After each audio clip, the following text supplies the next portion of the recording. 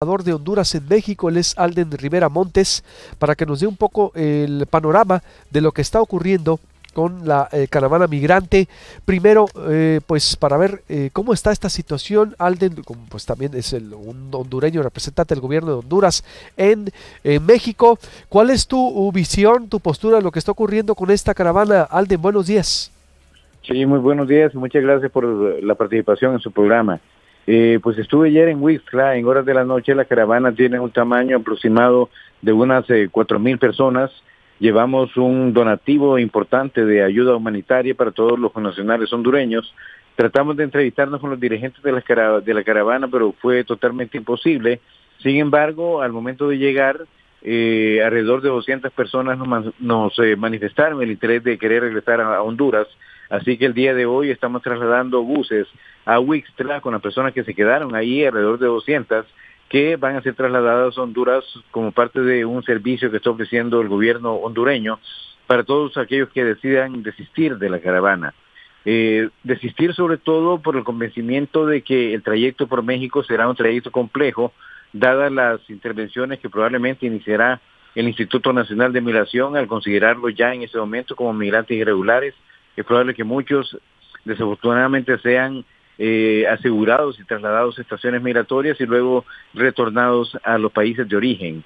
También destacar de que se trata de una movilización de carácter multinacional. Tenemos mucha presencia también de ciudadanos de El Salvador, de Guatemala, del Caribe, migrantes extrarregionales que están participando en esta movilización pensando que la caravana es un vehículo adecuado para poder llegar más fácilmente a la frontera con los Estados Unidos. Y en última instancia quisiera informar también de que se nos ha anticipado que la caravana no va a ir directamente a la frontera con los Estados Unidos, pretenden llegar a la Ciudad de México y eso nos deja un mal sabor en el sentido de que se tratará de enviar un mensaje de carácter político, mediático, en contra del gobierno de México, en contra del gobierno de Honduras, y eso significaría politizar un tema que no debe ser politizado, ya que quienes integran esta caravana y quienes salen de nuestros países en busca de mejores oportunidades son la gente más pobre, son la gente de mayor necesidad en el país, y no se puede utilizar esta pobreza y la situación digamos de gravedad y de pobreza extrema que pudieran tener ellos para tratar de sacar un provecho y un beneficio de carácter político. Eso me parece que no es apropiado, eso como dicen los mexicanos no se vale y es algo que estaríamos condenando con mucha energía. A ver, esta última parte me dices, ¿qué nos suponía que el destino era, también decían, Texas? Ese era el destino, esa era la ruta más corta, sin embargo una ruta de 2,300 kilómetros, sin embargo desde ayer se está mencionando con mucha insistencia y así me lo mencionaron nacionales hondureños con los que estuve compartiendo anoche en Huixtla, de que las indicaciones que tienen es trasladarse a Oaxaca, llegar a Oaxaca, luego tratar de llegar a la Puebla, utilizar el tren para poder hacer esto, lo cual le genera muchísimo temor a toda nuestra gente, y luego trasladarse a la Ciudad de México para tener manifestaciones de carácter público, probablemente frente a la Embajada Americana, muy probablemente frente a la Embajada de Honduras, frente a varias instituciones del gobierno mexicano, lanzando mensajes de protesta, lanzando mensajes de carácter político, lo cual me parece completamente alejado del propósito que se ha estado anunciando y que revela lo que siempre hemos dicho como gobierno, que esta caravana tiene un origen y una convocatoria de carácter estrictamente político y que detrás de ella existen oscuros intereses y engaños que se han trasladado a la gente al afirmarles que México les iba a entregar una visa de tránsito. Eso no ocurrió, ese instrumento no existe, y al asegurarles que Estados Unidos está obligado a darles el estatus de refugiados, que tampoco es cierto. El estatus de refugiados se solicita, pero el índice de aceptación es únicamente de un 5%. De esta caravana, porque dice, les han dado indicaciones de a Oaxaca, Puebla, Ciudad de México. ¿Quién está moviendo a la caravana? Bueno, desde Honduras comenzó a mover un partido político hondureño, es un partido que se llama Libre, que tuvieron como figura mediática al señor Bartolo Jiménez, que fue quien apareció en los medios de comunicación con mucha insistencia, invitando, convocando y asegurando que México les iba a entregar una visa de tránsito y que Estados Unidos estaba en la obligación de darle refugio. Las dos cosas son falsas y fueron medios que se utilizaron para atraer a la gente. Luego aquí en México fueron recibidos por organizaciones de la sociedad civil mexicana. Ellos son los que están dirigiendo la caravana en este momento, no son hondureños, son organizaciones de sociedad civil de México, con quienes traté de reunirme anoche y no pude, no aceptaron reunirse con nosotros a pesar de que representamos al gobierno de Honduras. Y ellos son los que están tomando las decisiones en cuanto a la ruta que se debe seguir y al tipo de manifestaciones que deben expresarse como resultado de esta movilización de carácter multinacional. Insisto, tenemos ahí ciudadanos hondureños, obviamente en su mayoría, pero también muy importante cantidad de salvadoreños, guatemaltecos, personas del Caribe y migrantes en situación de reconocimiento extrarregional. Partido libre hondureño que ustedes ubican entonces y que tienen confirmado que es el que está detrás de toda esta organización y toda esta logística. Es correcto, es el Partido Libre hondureño. El Bartolo Jiménez, que fue la persona que apareció y que se lo utilizaron mediáticamente como promotor de la caravana, es un exdiputado del Partido Libre, y luego cuando Bartolo regresó a Honduras, seguramente para organizar otra caravana, ya que quieren convertir esto en un movimiento de carácter recurrente, pues quien lo estaba esperando en el aeropuerto y quien lo llevó en su propio vehículo, un vehículo de lujo, fue el presidente del Partido Libre, el expresidente Manuel Zelaya Rosales. Es decir, es evidente y ellos no lo han ocultado. ¿No es la pobreza, la carencia, todo lo que está ocurriendo en Honduras, lo que está detrás también ahí, lo que está permitiendo este éxodo? Porque es como se había planteado también. A ver. Claro que tenemos pobreza y eso ha motivado de que tengamos un flujo migratorio con una connotación y un comportamiento regular, es decir, que día a día, semana a semana, hondureños salen, salvadoreños salen de su país, guatemaltecos salen de su país para tratar de llegar a la frontera con Estados Unidos, pero una manifestación de este tamaño, congregados en un solo momento, este es el primer caso que tenemos y obviamente eso es el resultado de todo un trabajo de organización, de preparación. Se necesitan muchos recursos financieros para poder hacer esto, para movilizar a la gente, para convocar a la gente, y obviamente esto no es un ejercicio donde de manera natural los hondureños se convocaron en San Pedro Sula para iniciar esta caravana hasta México y los Estados Unidos. Obviamente hay un equipo, hay una organización detrás de esto con recursos económicos, y nosotros nos atrevemos a decir, yo me atrevo a decir, de que esos recursos económicos probablemente vienen también de Venezuela, con el propósito de distraer la atención de Venezuela, en donde sí tenemos un fenómeno de migración altísimo, con 10,000 personas que están saliendo del país diariamente, pero desde hace 10 días toda la atención mediática está focalizada en Honduras, dejando o dándole un tiempo de descanso al gobierno de Venezuela de toda la atención que se le está prestando por la crisis, la verdadera crisis que ellos están viviendo, pero que no existe en Honduras. Estábamos viviendo un momento de extraordinaria paz interna en el país, de mucho crecimiento, de mejora en el tema de seguridad, y ahora nos están dibujando como un país que expulsa ciudadanos y que está en una situación de éxodo, lo cual es absoluta y totalmente falso. A ver, ¿para ustedes hay pruebas de que Venezuela esté detrás de esto o ustedes es solo una intuición, un análisis, una valoración que hacen? ¿Venezuela está financiando la caravana migrante?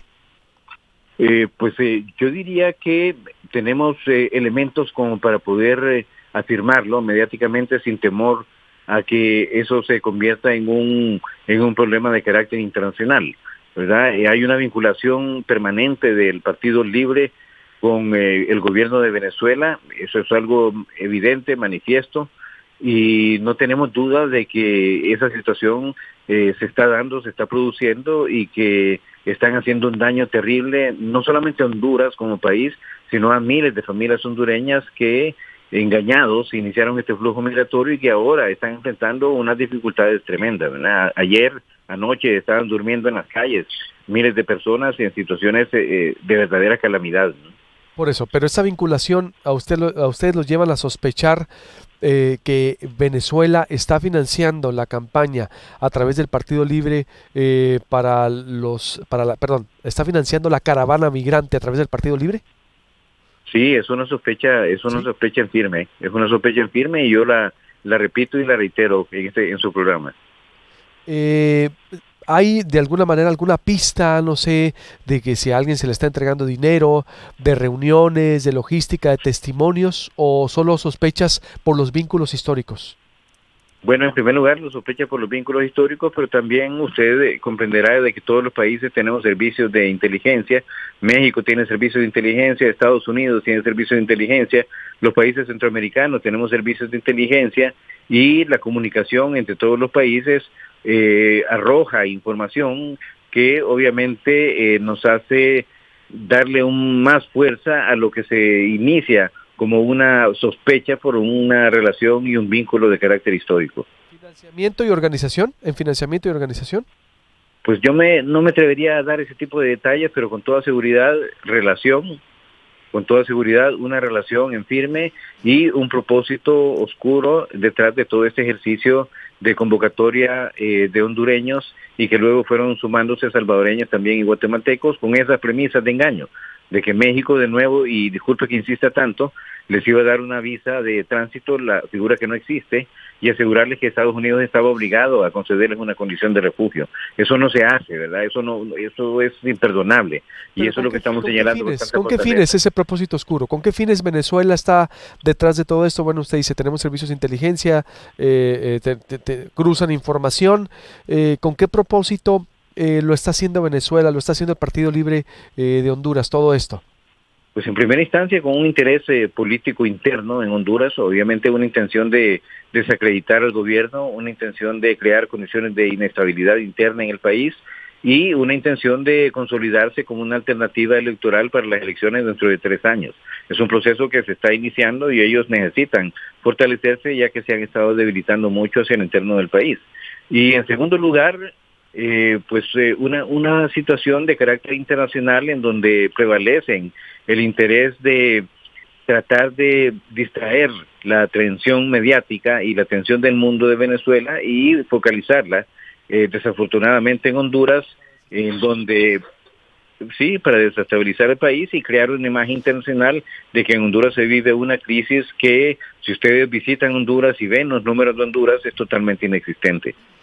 A ver, inexistente, ¿por qué? Porque todos los demás, ayer platicamos con investigadores, hemos platicado con periodistas, investigadores, dicen que Honduras tiene 1 de cada 5 personas es pobre, por ejemplo, no tiene ni qué comer en el país. ¿Es verdad eso? Me decía. Mire, nosotros, en el tema de seguridad, por ejemplo, hace 10 años Honduras tenía 86 muertes violentas por cada 100,000 habitantes. Uno de los indicadores más altos del mundo entero. Fuimos calificados justamente como uno de los países con mayor violencia en el continente. Sin embargo, el año pasado cerramos en 32. Este año vamos a cerrar en 29. Es decir, la mejoría de Honduras en términos de seguridad ciudadana es probablemente la mejor de todo el continente americano. Así lo firman el Banco Mundial, así lo firman varios organismos que monitorean el tema de seguridad ciudadana. Somos el país con el mejor comportamiento en materia de seguridad ciudadana. Estamos creciendo a un ritmo del 4.1%. México está creciendo al 2.2%. América Latina en promedio crece al 2.3%. Es decir, estamos creciendo económicamente al doble que el resto de los países de América Latina. Hemos generado una cantidad importantísima de empleo en los últimos 5 años, más de 300,000 empleos, que eso es mucho empleo para una población de 8 millones de habitantes. Es decir, las condiciones en Honduras mejoran. Obviamente los retos siguen siendo enormes. Tenemos una pobreza que trasciende el 50% de la población. Tenemos retos gigantescos, pero el país avanza, el comportamiento del país es extraordinariamente positivo. Así ha sido calificado por el Banco Mundial, por el Banco Interamericano de Desarrollo, por el Fondo Monetario Internacional en materia macroeconómica. Es decir, es un país que está progresando. Somos el país con la mejor connotación y con las mejores perspectivas de crecimiento en toda la región centroamericana. Obviamente, tenemos retos, como le menciono, hay pobreza y por esa razón tenemos un flujo migratorio constante hacia los Estados Unidos desde hace más de 20 años, pero es una lucha que estamos dando con muchísima fortaleza. Tenemos un plan de la Alianza para la Prosperidad junto con Guatemala y El Salvador que pretende atacar las causas estructurales del fenómeno migratorio y estamos ahí dando la lucha día a día para ofrecer a todos los hondureños mejores condiciones de vida y la opción de encontrar en Honduras las oportunidades para alcanzar sus sueños y sus expectativas. Si están así, ¿no pudieron haber hecho nada para detener a la caravana? Por ejemplo, ¿cuántos hondureños son? Porque ahora me dice, son 4,000, se ha hablado aquí que son hasta 10,000, nos decía Pedro Úteras. No es cierto. Compartimos cifras con México y lo que ingresó a territorio mexicano fueron 5,000. De esos 5,000, 1,600 presentaron solicitudes de condición de refugio entre el gobierno de México en Tapachula. Esos son datos que usted puede corroborar con la Comar, con la Comisión de Atención a Refugiados, Comisión Mexicana de Atención a Refugiados, con lo cual, con la gente que se sumó, la caravana tiene un tamaño de alrededor de 4,000 personas. Solo ayer 200 hondureños decidieron regresar. Nosotros les estamos ofreciendo el transporte terrestre para regresarlos hoy mismo hacia Honduras. Y poco a poco la caravana ha ido perdiendo tamaño en función del reconocimiento de que no recibieron la visa, como se les había anticipado, de tránsito por México, y escuchan obviamente las declaraciones del gobierno norteamericano, en donde les manifiestan de que va a ser materialmente imposible otorgarles una condición de refugio. Como les digo, el índice de reconocimiento de refugio en México es del 5% y en Estados Unidos probablemente es menor. ¿Cuántos son hondureños de esos 4,000 que quedan ya en la caravana, por ejemplo? Estimamos que 2,000, entre 2,000 y 2,500 son ciudadanos hondureños. También dentro de esos 4,000 hay alrededor de 1,000 niños que son acompañados por sus padres. Así que la composición de la caravana es más o menos de 1,500 hombres, 1,500 mujeres y 1,000 niños. Y de esos 4,000 probablemente entre 2,000 y 2,500 son ciudadanos de Honduras. ¿Niños de qué edades, por ejemplo? Son niños que andan entre los meses de nacido, de acuerdo a la normativa de la Organización Internacional de Migraciones, pues se considera niño cualquier menor de 18 años, pero en este caso yo le diría que los 1,000 niños de los que estamos hablando son niños menores de 12 años. 1,000 niños menores de 12 años, ¿con sus padres todos o no? Con sus padres, ¿Sí? Unos pocos viajando con familiares que no son sus padres necesariamente. Ellos obviamente son los que tienen mayor dificultad, pero yo sí podría decir que ese es un número bastante menor. ¿Cuántos jóvenes hay, por ejemplo, y adultos? ¿Tiene datos duros así que podemos diseccionar?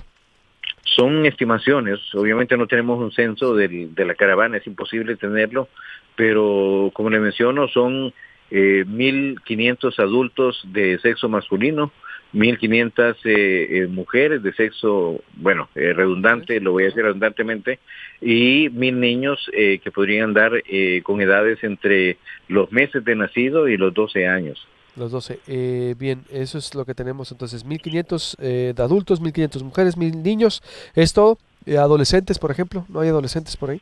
Sí, obviamente adolescentes estamos catalogando en el grupo de adultos, de adultos, pero podrían ser un número bastante importante, podrían ser 1,000 también jóvenes que pudieran andar entre los 12 y los 18 años. De los 12 y 18. Entonces serían otros 1,000 aparte de los 1,500 adultos. No, es dentro de los 1,500 adultos, podrían haber 500 adolescentes de sexo masculino, 500 adolescentes de sexo femenino. ¿Y 500 adultos nomás? Entonces. No, serían 1,000 adultos mayores de 21 años, 500 menores de 21 años, 1,000 mujeres mayores de 21 años, 500 menores de 21 años, y luego alrededor de 1,000 niños de menores de 12 años. Bien, dice, y la mitad de todo este mundo, universo, sería hondureños, no todos son hondureños, usted sostiene, ¿verdad? Exactamente, un poco más de la mitad, yo diría que un 60% probablemente son hondureños. ¿Por qué no hubo la capacidad de tenerlos en Honduras, por ejemplo, a esos 2,000 hondureños, Alden Rivera, embajador de Honduras en México? ¿Cuál sería fue más la organización logística partidista política que usted le atribuye al Partido Libre y a la intervención de Venezuela? Pues yo creo que ellos hicieron un operativo muy bien montado, hicieron una convocatoria muy rápida a través de medios de comunicación, utilizaron medios de comunicación radiales, televisión, carteles, redes sociales, hicieron una movilización muy efectiva, lo hicieron muy rápido y creo que el gobierno no logró dimensionar la gravedad de la caravana hasta que se inició la movilización el sábado de la semana anterior y en ese momento se empezaron a tener comunicaciones con el gobierno de Guatemala. El presidente Hernández viajó a Guatemala para reunirse con el presidente Morales. Tuvieron conversaciones conjuntas el presidente Morales y el presidente Hernández cuando la caravana estaba en Guatemala, con el presidente Peña Nieto, con el licenciado Marcelo Ebrard, canciller designado de México. Tuvieron comunicaciones con Mike Pence, el vicepresidente de los Estados Unidos, con la secretaria Nielsen del Departamento de Seguridad de los Estados Unidos, con el secretario de Estado Pompeo, con el secretario general de las Naciones Unidas, es decir, que se hizo un llamado de carácter internacional para tratar de atender conjuntamente la gravedad que pudiera tener esta movilización y la connotación de carácter político que estaba detrás de ella. Es decir, estamos anunciando y hablando de esto desde hace más de 10 días. Y la relación con Venezuela, que yo la mencionaba, usted puede revisar las comunicaciones, los tweets del vicepresidente Mike Pence el día de ayer, y él ahí informa que tuvo una conversación con el presidente hondureño y que el presidente hondureño le expresó de que existían vinculaciones con Venezuela y que probablemente teníamos financiamiento de Venezuela para promover la caravana desde su inicio en Honduras. Hasta ahorita no está probado debidamente, ¿no? O sí, es decir, hay las sospechas, hay los vínculos, las apreciaciones, la valoración, pero que hay una prueba de financiamiento directo, no la tenemos, hay que decirlo. No, es lo que hemos conversado con usted, nace todo de una sospecha por una relación histórica que se consolida, digamos, pero que no se vuelve contundente en términos de prueba que pudiera utilizarse en un juzgado, por ejemplo, pero que se aporta y se consolida con el ejercicio de investigación que hacen todos los países que participaban de manera permanente en el análisis de los flujos migratorios y también en el análisis de los flujos de droga, por ejemplo, en donde la inteligencia de la región participa de manera bastante coordinada. ¿Esta caravana cree usted entonces que no va a llegar hasta, por ejemplo, hasta a los estados fronterizos? Yo pienso que sí van a llegar en un número más reducido, en un tamaño menor al que tienen en este momento. Van a pasar, como le digo, por la Ciudad de México y luego van a iniciar el flujo para tratar de llegar a Tamaulipas y tratar de acceder o entregarse más bien a las autoridades norteamericanas para poder recibir una condición de refugio. Eso es lo que está, digamos que planteado como planificación. La primera frontera, dices, es llegar a la Ciudad de México para ir a manifestarse a la Embajada de Estados Unidos, para ir a hacer activismo político, ¿no? Es lo que me dice usted. Es la información que tiene.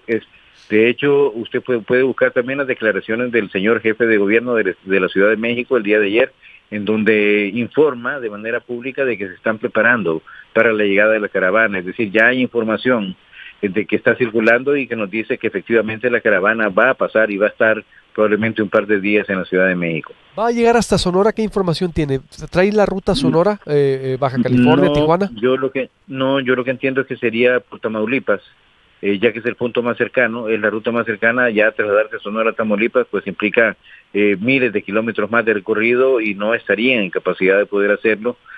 Así que yo creo que la ruta va a ser esa, y como el propósito no es entrar irregularmente a los Estados Unidos, sino entregarse a las autoridades para solicitar refugio, pues es lógico que sea por la ruta más cercana. No tendría sentido hacerlo por una ruta más lejana, ya que la pretensión no es un ingreso irregular a los Estados Unidos. Entonces, la intención de entregarse dice que como asilo político. Como refugio. Como refugio político. Es una figura diferente. En este caso, lo que aplica es la condición de refugio. Como refugio sería político. Entonces se descarta, pero no pudiera haber alguna escisión, alguna división y que se vinieran por Sinaloa o Zacatecas, no sé, Chihuahua, Sonora, claro. Coahuila. No, la única ruta es Tamaulipas directo. No, eso como le menciono, hay una dirigencia de la caravana, hay un equipo que está dirigiendo y tomando decisiones, y son ellos los que decidirán cuál es el rumbo que van a tomar. No sé, probablemente se puedan dividir y tener rutas alternativas para poder hacer este ejercicio de solicitar refugio. Eso es algo que vamos a ir viendo en el camino, que vamos a tratar de descubrir en términos de las acciones que va tomando la caravana en su progreso, en su acción progresiva, pero no es algo definitivo. De momento lo que nos han informado es de que el acceso sería por Tamaulipas, pero también se menciona Sonora, como usted lo dice, y Sinaloa, pero estaremos atentos a las decisiones que tome este equipo que está conduciendo la caravana desde el punto de vista político, desde el punto de vista logístico. ¿Sí se menciona Sonora? Sí, se menciona Sonora y Sinaloa como posibilidades, pero de momento lo que nos han dicho es de que la decisión primaria es hacerlo a través de Tamaulipas. Bien, pues está interesante entonces. Alden Rivera Montes, embajador de Honduras en México. ¿Algún mensaje que nos quieras dar por si llegan acá los sonorenses? Y te pido mantenernos en contacto, por supuesto, porque es información muy interesante lo que nos estás dando. ¿Algo más que quieras agregar que no te hayamos preguntado? Hemos hecho una larga entrevista. Invitar a los hondureños que están en México, invitar a los familiares de los hondureños que están en México y que están en Honduras, a que reflexionen sobre lo que está pasando, a que reflexionen sobre el origen de la caravana, a que concluyan en que todos los anticipos y las promesas que se les hicieron no se han cumplido, no les entregaron una visa de tránsito para México porque esa figura no existe. Ya el gobierno norteamericano fue claro de que existen posibilidades casi nulas de conceder una situación de refugio, y yo les pediría, por favor, y se lo digo de todo corazón, en función de que somos todos hondureños y somos todos hermanos, de que tomen la decisión de regresar al país. Es lo mejor que puede pasar para ustedes, sobre todo los que vienen acompañados por niños. Honduras y todos los consulados de Honduras están listos para recibirlos, para preparar transporte terrestre y transporte aéreo en el caso de situaciones de alta vulnerabilidad. Estamos listos para apoyarlos en todo lo que sea necesario, y por favor, analicen lo que está pasando, sean completamente racionales al momento de pensar lo que están viviendo, y por favor, regresen a Honduras, que en Honduras se les está esperando con los brazos abiertos.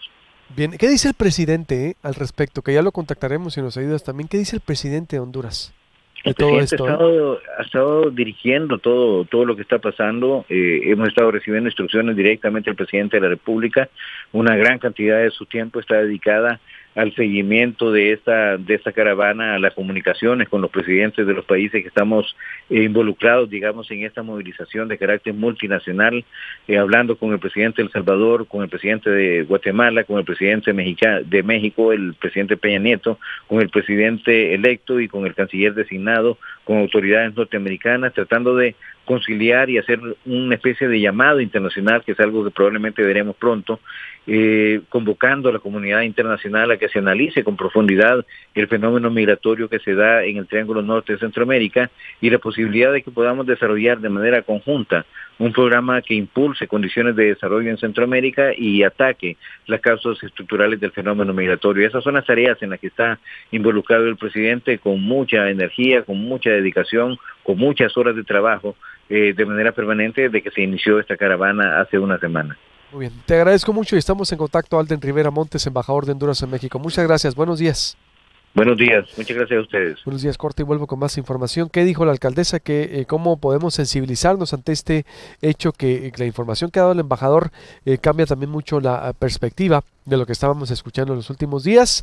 Les recuerdo, baje la aplicación para su teléfono celular en Apple Store para su iPhone, en Google Play para su Android. Suscríbase al canal de YouTube, nos puede ver como si fuera usted a ver un video, una película en Netflix. Así se va a la pantalla plana, dice YouTube, y está Proyecto Puente. Nos ve de 6 a 9 horas Hermosillo, 8 a 11 horas en la Ciudad de México, o vernos durante el día, como siempre estamos impactando durante todo el día. Estamos en proyectopuente.com.mx, nuestra central, Facebook Live por todas partes. ¿Qué dijo la alcaldesa al respecto? La pederastía se va a castigar. En Sonora proponen los diputados del PAN, la retoma Gildardo Real, porque los pederastas, los que abusan de los menores, tienen pues un castigo mucho menor que el de robo de ganado, por ejemplo. Esto y mucho más en Nepotismo en Guaymas, sección Unison, y volvemos.